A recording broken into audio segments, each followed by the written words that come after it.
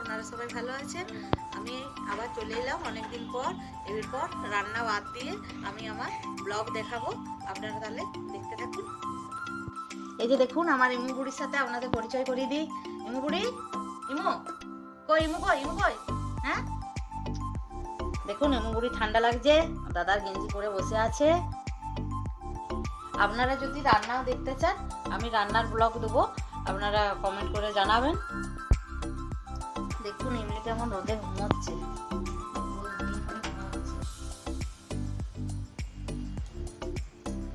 সোনা ঘুমোচ্ছ না? হবে কখন?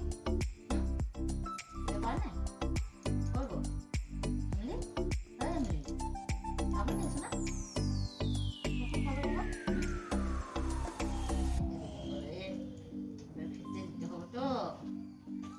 এরপর আমি পুজো করবো, তার জন্য ফুলগুলো তুলে নিচ্ছি। এতে প্রচুর জবা ফুল ফুটে।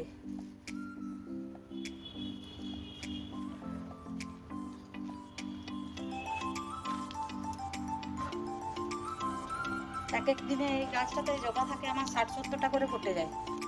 প্রত্যেক দিন বিকেলে জল দিই, সকালে একবার দিই। অনেকেই ফুল নিয়ে যায়। নিমিলির ভয়ে কেউ খুব একটা আসে না, বাইরে থেকে আমাকে বলে তুলে দিলাম, তাদের জবা আমি তুলে দিই।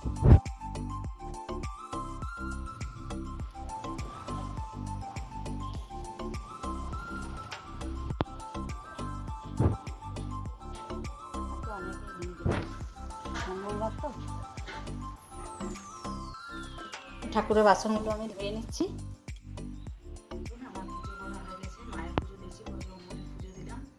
এখানেই আমার ব্লগটা শেষ করছি। আজকে এইটুকুই দিলাম। আপনারা সবাই সুস্থ থাকবেন, ভালো থাকবেন, আর যদি ভালো লেগে থাকে একটা লাইক করবেন।